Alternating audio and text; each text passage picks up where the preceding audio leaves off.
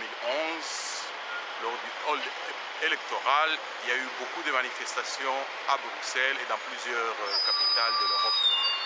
À Bruxelles, plus spécialement, il nous est arrivé de croiser des compatriotes qui venaient dans les manifestations. Ils venaient de France, ils venaient de Hollande, ils venaient d'Allemagne, mais on n'a pas souvent idée des distances qu'ils font.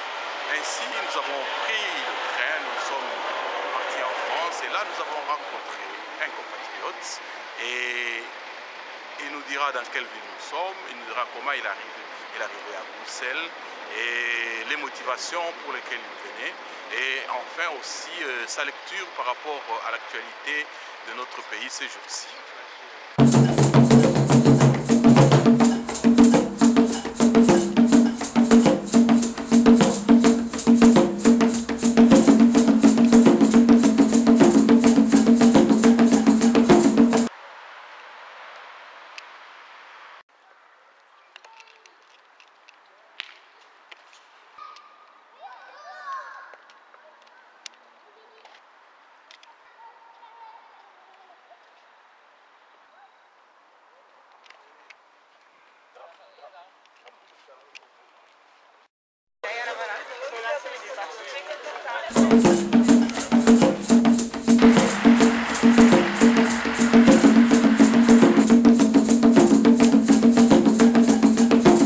Monsieur Christian Bola, est-ce que vous pouvez nous dire dans quelle partie de la France nous nous trouvons en ce moment? Nous nous trouvons dans le département du Val d'Oise, c'est en Île-de-France, précisément dans la ville d'Oni. Mais nous nous sommes rencontrés pour la première fois à Bruxelles lors des manifestations contre le LDP électoral. Et donc vous veniez d'ici loin, dites-nous un peu, vous faisiez comment pour arriver, quel trajet avant d'arriver à Bruxelles? Oui, avant d'arriver à Bruxelles, donc j'utilisais deux possibilités. De chez moi, je prends mon train jusqu'à Saint-Lazare.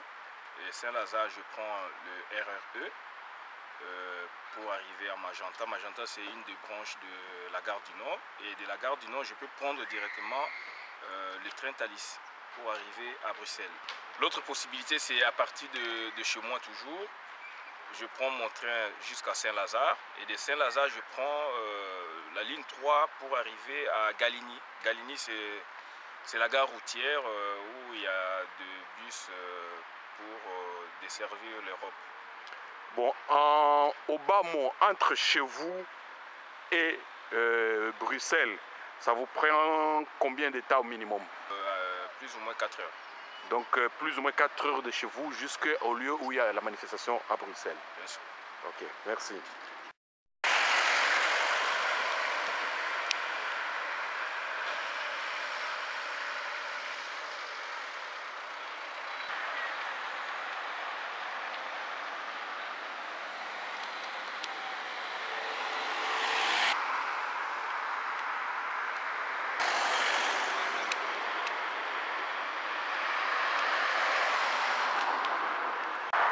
Monsieur Bola, l'autoroute qui est en dessous de nous va dans quelle direction? Monsieur Chekfita, il y a deux directions. Donc à ma droite, c'est vers Paris, Cergy-Paris. Et à ma gauche, c'est vers Mantes-la-Jolie, Merlan, Le Muro. Et devant vous là? Devant moi, c'est la ville d'Oni. Derrière moi, c'est Cergy. On est là au milieu. Amis lecteurs, amis du Congo, amis téléspectateurs, comme nous l'avons annoncé dans notre chapeau, nous sommes rendus très loin de Bruxelles afin de collecter l'information pour vous. Et donc aujourd'hui, nous nous retrouvons avec un compatriote que nous avons rencontré souvent dans les manifestations. Vous savez, quand il y a plein de gens, vous ne savez pas qu'est-ce qui se cache derrière chaque personne. Vous avez l'impression d'avoir une masse, alors qu'en réalité, chaque personne est une identité. Donc aujourd'hui, nous sommes avec monsieur Christian Bola. Monsieur Christian Bola, bonjour. Bonjour. Pour ceux qui ne vous connaissent pas, comment est-ce que vous pouvez vous présenter? Oui, merci M. Cheikh Fita de m'avoir accordé cette interview. Et, oui, ceux qui ne vous connaissent pas, vous leur direz quoi? Vous êtes qui? Vous êtes arrivé comment? Ici peut-être pas, mais vous êtes tombé dans la lutte pour le pays comment? oui, donc c'est une longue histoire, mais je vais bien l'abréger. J'ai commencé la politicienne, à l'université de Kinshasa, je ne cesse de le dire. Et puis, à la démocratisation du pays. C'était vers quelle année à peu près? Le 24, en 90 précisément, juste après le discours de démocratisation annoncé par le président Mobutu, le 24 avril 90. Et là, c'était l'ouverture au multipartisme et nous avons opté pour un parti nouveau officiellement, mais ancien puisqu'il opérait dans la clandestinité déjà à l'université de Kinshasa, dont on l'a suivi. Le parti cher au président élu, M. Etienne Tshisekedi Omulu.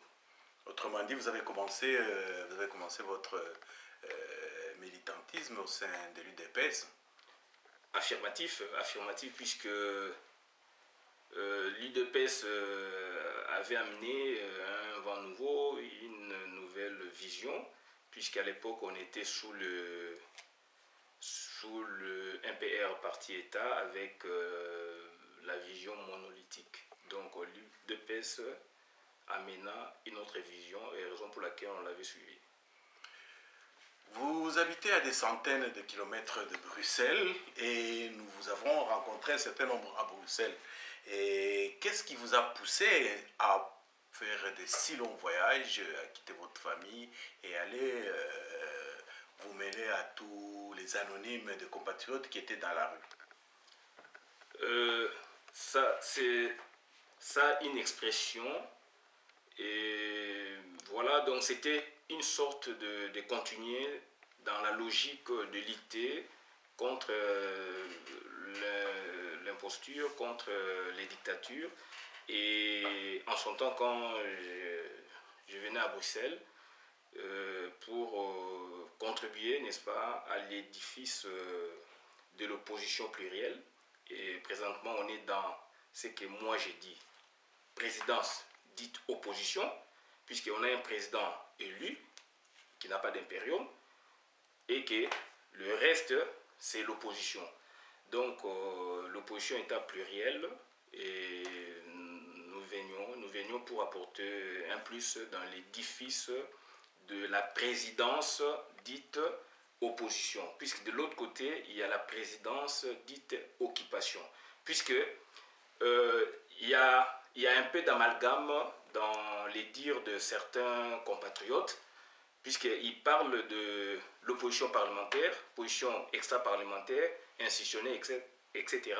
Moi, je trouve que c'est de la confusion, puisque là, quand on fait bien l'analyse, on sent qu'il y a une présidence occupante, quelque part, il y a une opposition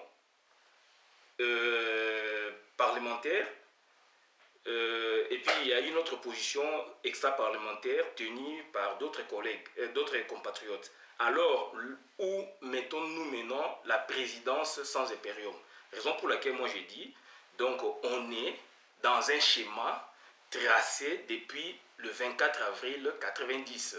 Donc ça dit le multipartisme. Et c'était pas facile, puisque quand Mobutu prononça ce discours, ouvrant, n'est-ce pas, le pays à plusieurs partis politiques.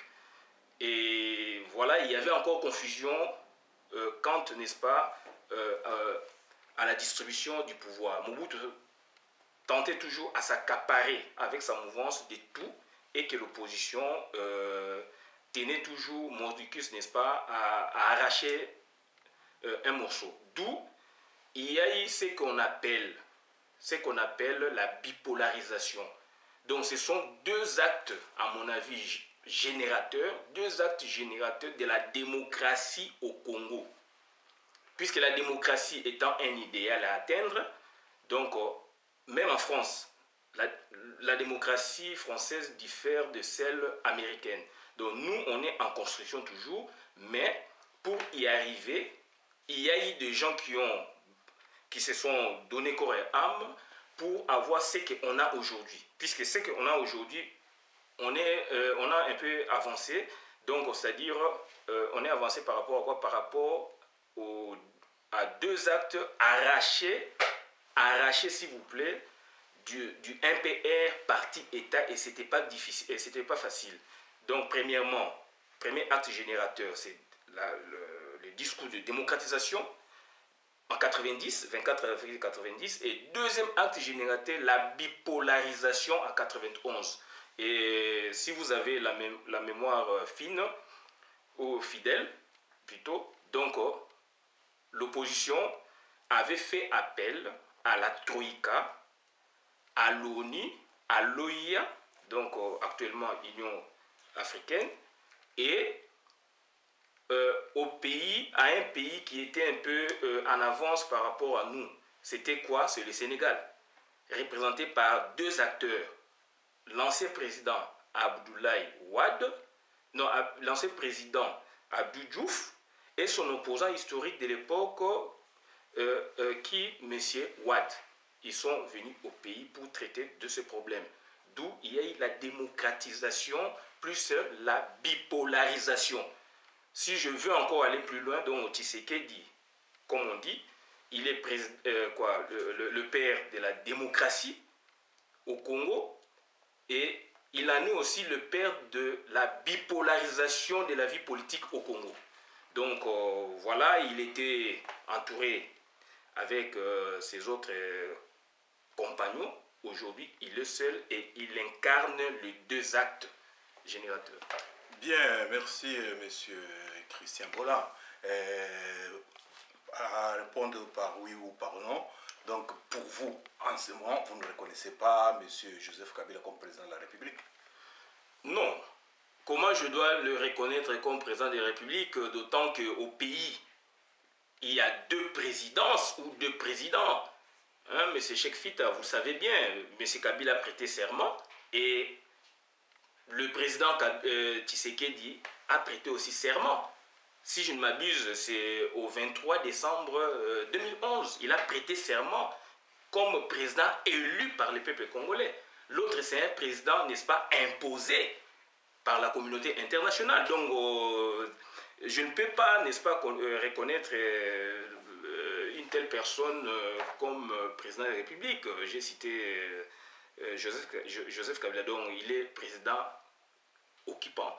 Okay. L'autre est président de la République sans impérium. J'accepte, il est président de la République, mais il n'a pas d'impérium. C'est ça la réalité des choses. Donc lui, il est président opposition, il est président avec toute l'opposition plurielle au Congo, et l'autre est président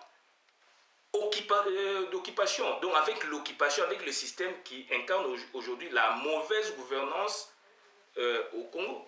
Bien. Revenons aux manifestations qui ont eu lieu depuis le haut électoral. Est-ce que vous pensez que ces manifestations ont eu un impact sur la marche de notre pays? Bien sûr, puisque aujourd'hui on parle des concertations, soi-disant, des dialogues, soi-disant. Pourquoi on est arrivé à ce stade? Parce que quelque part en amont, il y a eu travail des combattants, travail des parlementaires debout, travail des politiciens congolais, travail de la diaspora.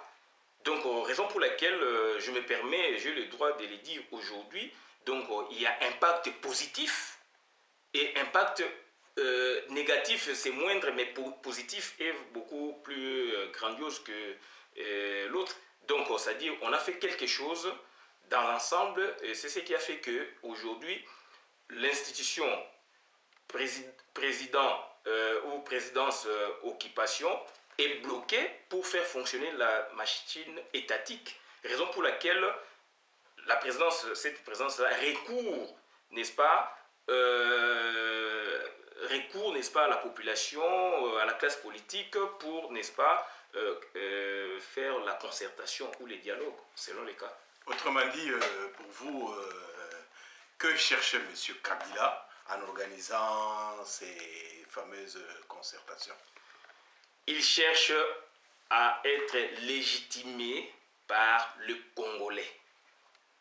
Il était allé trop loin en ayant, n'est-ce pas, une légitimation, je peux dire, entre guillemets, internationale, des institutions internationales. Et maintenant, il s'en est rendu compte que... Pas tout le monde. Pas tout le monde, bien sûr. Bien sûr, merci pour la correction. Oui. Donc, aujourd'hui, il s'est rendu compte que donc, sa démarche, sa politique n'a pas payé et qu'il doit retourner, n'est-ce pas, à la base pour avoir la vraie légitimité. Alors que il s'est dit président de la République, il s'en tient à la légalité il s'en tient, n'est-ce pas, à la légalité de la Cour suprême de justice, alors que la légitimité en est une autre question. Donc c'est difficile maintenant de continuer avec lui. Il se sent mal aimé, il se sent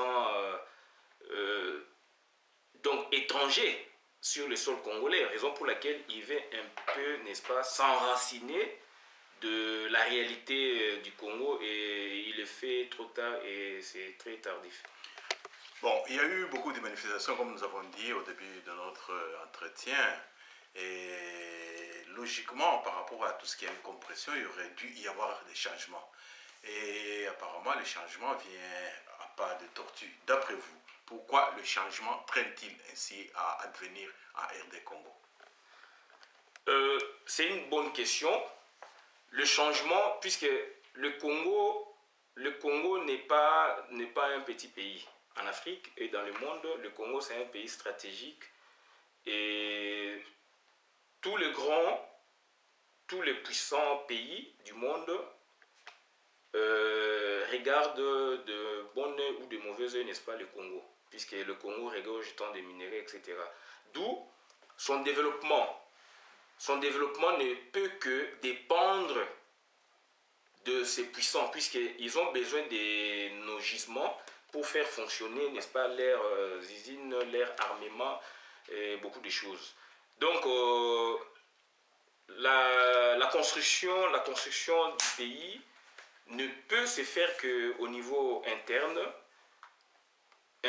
avec des Congolais conscients et consciencieux qui veulent, n'est-ce pas, apporter un plus pour que les institutions marchent, pour que tout le monde s'accorde sur un projet de société afin que nous allions, n'est-ce pas, de l'avant. Mais sauf que le pays est déchiré par la politique politicienne, n'est-ce pas, de l'occupant, avec la même mise extérieure, raison pour laquelle nous Congolais, on l'a senti,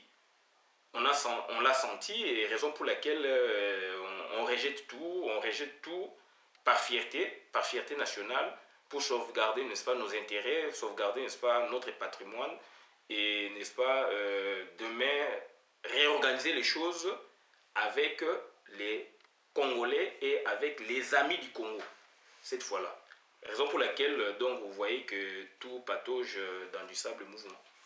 Oui, Monsieur Bola, souvent nous jetons la pierre sur les étrangers, les grandes puissances, etc.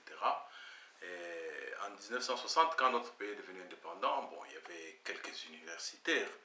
Mais maintenant, 53 ans après, il y a des milliers et des milliers d'universitaires. Comment est-ce que vous pouvez expliquer que tous ces intellectuels réunis sont incapables de concevoir un projet de libération du pays, parce que, en plus, il y a la démocratisation de l'information avec l'Internet, tout se sait, mais qu'est-ce qui fait que nous ne parvenons toujours pas à avoir donc la même mise sur notre propre destinée, nous les Congolais?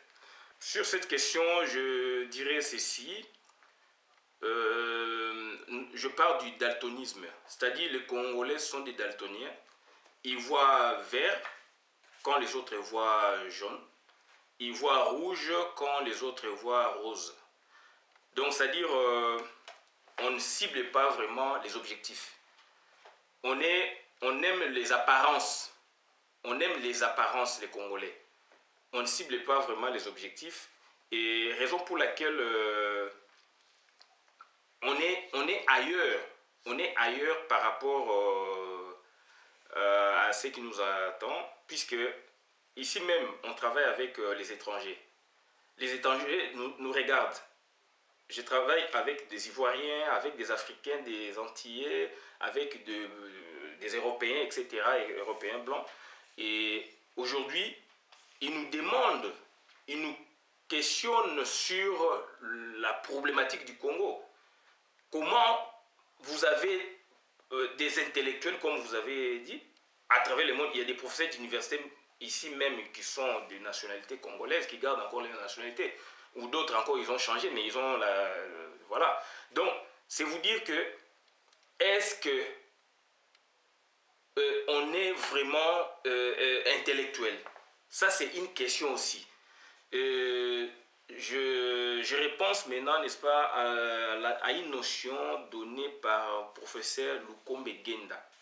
Il nous faisait des petites vérifications des connaissances en première année de licence. Il nous donnait cours de droit des sociétés.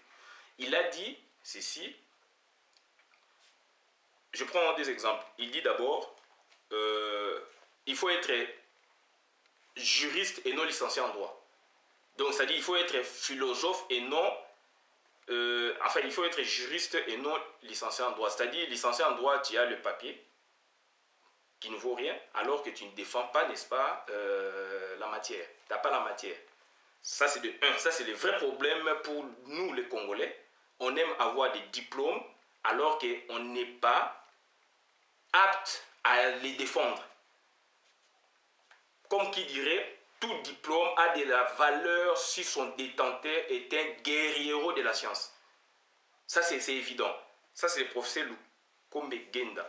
Il nous disait encore, vous raisonnez plutôt selon votre bon sens, alors qu'il y a un bon sens juridique applicable.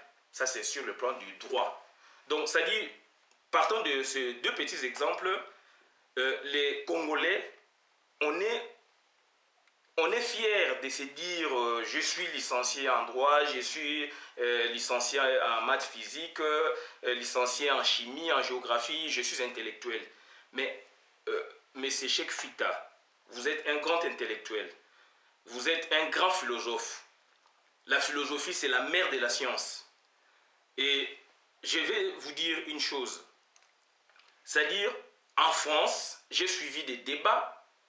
Les Français, ça c'est l'Académie française même, ils ont rabattu, n'est-ce pas, les critères d'intellectuels en détenteur des petits métiers. En celui qui a fait des petits métiers. On a étudié, il y a des grands intellectuels congolais, africains qui ont fait des grandes études chez eux, mais en France, pour s'adapter, pour vivre en Belgique, en Suisse, en Occident, on est obligé de descendre plus bas pour faire ce métier afin d'obtenir leur diplôme qui nous valorise ici alors qu'on a fait des grandes études. Donc ça dit c'est un paradoxe. Raison pour laquelle, quand vous parlez d'intellectuel, et moi aujourd'hui, en vivant en Europe, je me dis intellectuel, c'est pas seulement celui qui a des diplômes, de grands diplômes. L'intellectuel, c'est le blanc qui l'ont créé et qui ont créé cette terminologie, diplôme, et c'était des qualificatifs coloniaux, d'où aujourd'hui l'intellectuel, un tailleur, c'est un intellectuel, puisqu'il apprend du métier. Un mécanicien, c'est un intellectuel, bien sûr avec des échelles. Mais donc, c'est-à-dire, quand on prend maintenant l'élite intellectuelle congolaise, je vais répondre à votre question, et l'élite politique congolaise, elle est pourrie. Elle est pourrie. Bon, c'est une élite qui ne voit que son ventre. Et dans le pourri, là, vous êtes dedans ou vous êtes dehors? Je suis dehors. Vous êtes dehors. Voilà. Ok, vous êtes dehors. Voilà. Mais maintenant, vous pensez qu'il y a d'autres aussi qui sont dehors, qui ne sont pas pourris, ou bien tout le monde est pourri? Donc, c'est-à-dire, ça, c'est maintenant, ces questions... En termes d'estimation, des chiffres, d'après vous, sur 100, sur 10 intellectuels, comme nous les disons, congolais, d'après vous, combien sont pourris? 9. 9. 9. Bon, maintenant, c'est-à-dire 10% sont propres. Mais les 10% qui restent, qu'est-ce qu'il faut pour que, grâce à eux, les choses changent? Donc, il faut qu'ils soient constants. Prenons les élites politiques congolaises. Il faut qu'elles soient, n'est-ce pas, constantes dans leur idéologie, dans leur façon de voir les choses, dans leur vision. Puisque, prenons l'exemple, un politicien aujourd'hui, il est d'un parti politique. Non, ça c'est dans les 9% dont dans les 9 dixièmes dont nous n'avons pas besoin. Oui. Ma question c'est celle-ci. Oui. On a fait le diagnostic, on s'est rendu compte que 90% ou 90%, vous dites ici en France, sont pourris. Les 10% qui ne sont pas pourris, qu'est-ce qu'ils peuvent faire pour que les choses changent? Parce qu'ils voudraient que les choses changent. Donc les 10% doivent se maintenir à un certain niveau pour que les autres là les suivent. C'est ce que nous disait encore le professeur Luku Sadiabondo. Il nous donnait Ecopole en première année graduée de droit à Ninkin.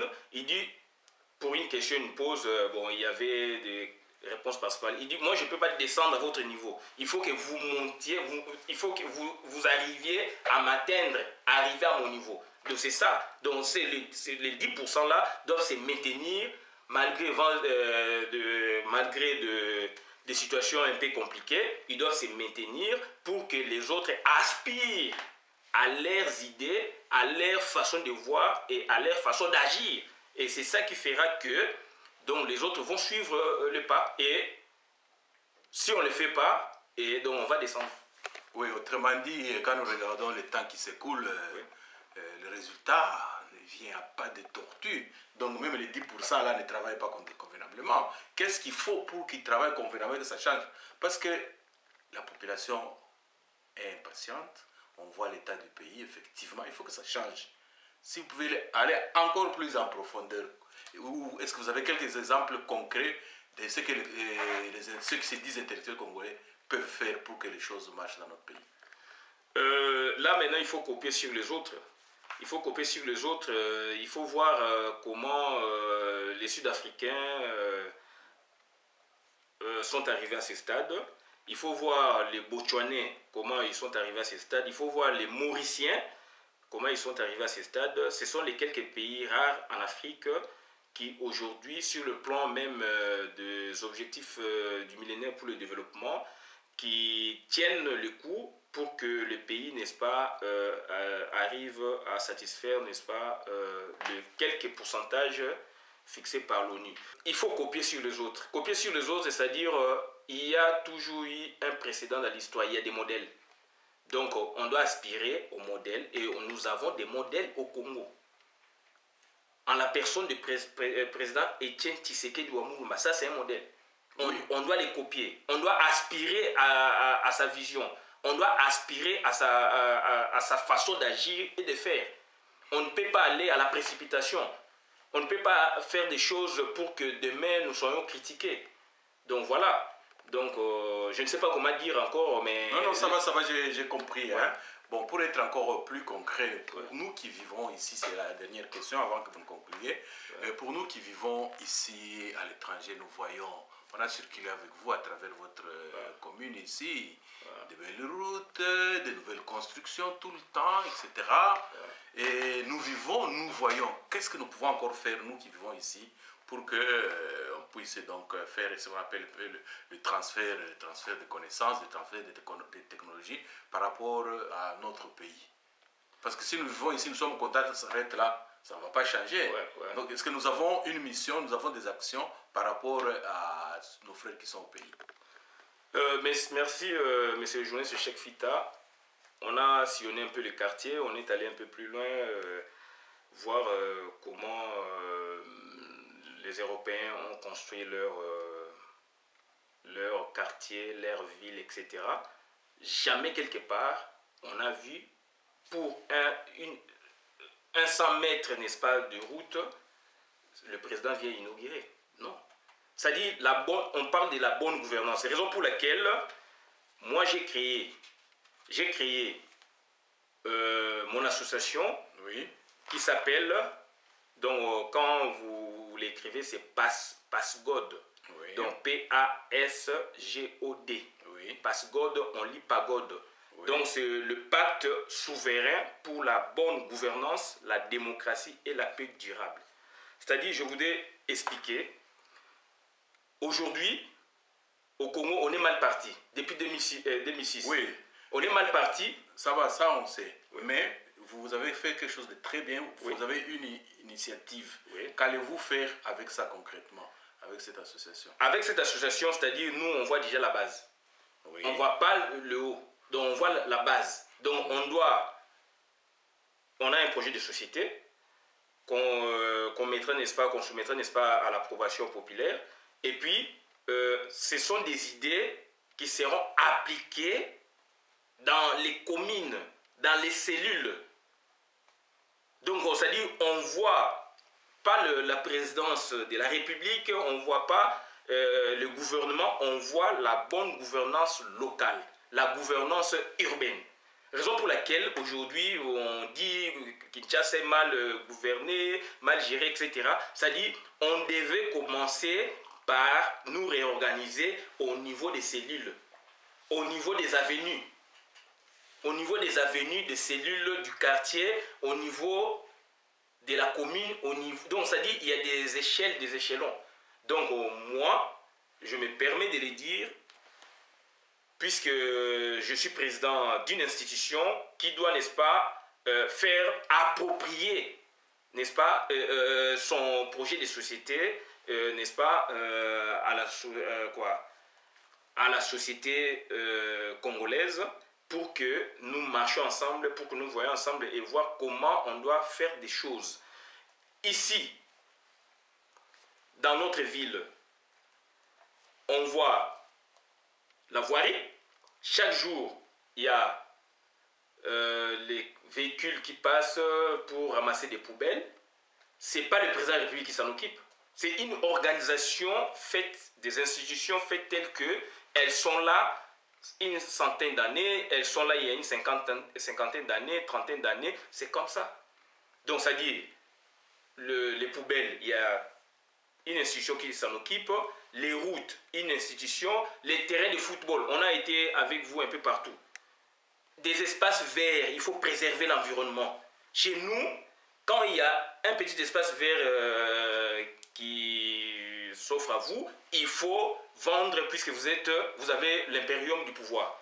Il faut vendre, il faut faire ceci, alors qu'on devait faire ça, on devait, n'est-ce pas, rendre un lieu attractif, récréatif pour la population et pour la jeunesse. Tout ça, nous, on a éludé, on voit que la présidence, il faut que je sois président de la République, il faut que je sois Premier ministre, il faut que je sois, bien sûr, puisque quelque part on s'est dit, ceux qui sont là ne valent pas plus que moi. Raison pour laquelle tout le monde essaie un peu de grimper les échelons, de voir plus haut. Alors que partout ici, il y a des entités territoriales qui ont l'air politique différente, n'est-ce pas, de la politique gouvernementale. Bien, merci Monsieur Christian Bola pour votre approche et votre contribution.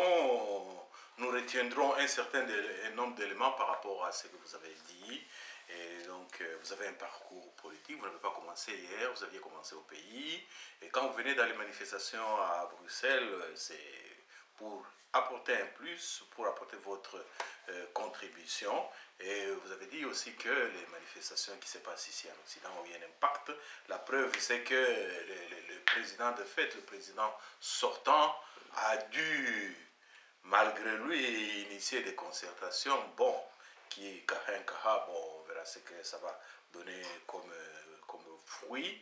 Et enfin, vous suggérez qu'il y ait des actions des Congolais qui vivent à l'étranger, ces actions devraient avoir donc un impact sur la base. Et votre dernier mot? Mon dernier mot, c'est que on doit être soudés. On doit s'aimer d'abord entre nous Congolais. Ça, c'est une première difficulté. Deuxièmement, on doit se souder les coudes pour que, voilà, nous amenions, n'est-ce pas, pour que, n'est-ce pas, nous arrivions plutôt à avoir un état des droits fondée sur la bonne gouvernance. La bonne gouvernance dit la démocratie dit les entités territoriales décentralisées. D'où, partant, je pense que nous aurions un jour un esprit, c'est question aussi de mentalité, donc nous aurions un esprit, une mentalité telle que on respectera les institutions et on saura, n'est-ce pas, c'est choisir les postes et lesquels postes, n'est-ce pas, seront pas, n'est-ce pas, un prestige, mais seront, n'est-ce pas, des postes pour servir la nation et non se servir. Et aujourd'hui, on se sert et non on sert la nation. Voilà. Bien, monsieur Christian Bola, nous vous remercions et donc c'est avec plaisir que si vous passez par Bruxelles, nous pourrons encore vous accueillir pour une autre contribution au profit de notre pays. Merci, monsieur Cheikh Fita, pour l'interview m'accordée.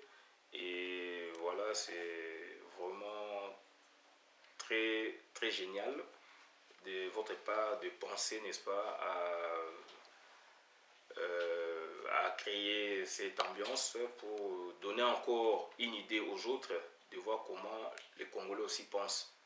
Puisque les Congolais pensent, et cette façon de penser, si, n'est-ce pas, elle est plurielle, ça peut apporter un plus. Et il ne dépend que de nous pour que ça change.